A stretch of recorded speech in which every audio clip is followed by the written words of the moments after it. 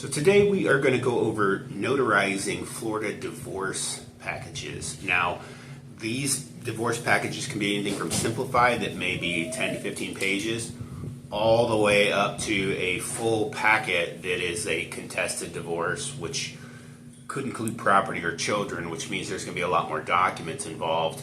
However, the number of documents that typically need to be notarized is only a handful, and I'm going to show you those.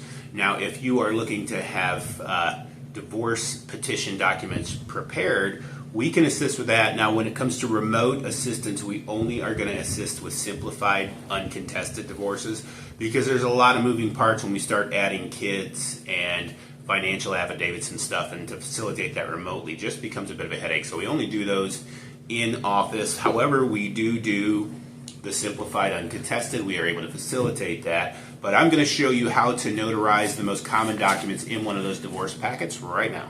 Okay, so here is a petition for dissolution of marriage with no kids or property, okay?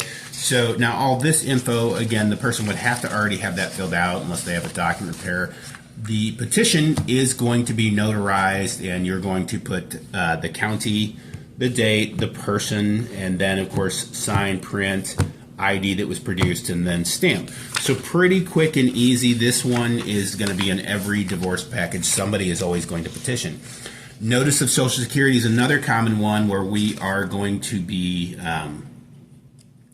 basically saying that there's private information that we don't want public, and I'm going to blur that.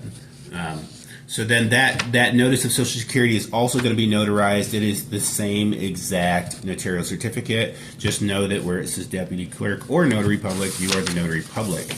Now, a marriage settlement agreement, which may or may not be in a divorce package, is typically going to be notarized as well. And in this case, the petitioner has signed and notarized. However, the respondent has not at this point agreed to that settlement, but they are going to go ahead and we're going to go ahead and notarize that.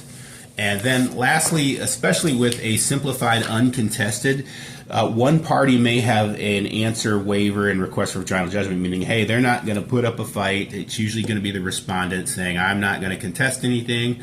So they would have their name and their info here. And then again, the respondent who's waiving any court appearances or any contesting of it is going to have to put their demographic information in here, the date, who they are, where they are, how to reach them. And then, of course, we're going to notarize with our venue, where we are, the date, our signature, printing our name, and then the type of ID produced in here. And that is pretty much the most common things that you're going to see in a divorce package in Florida.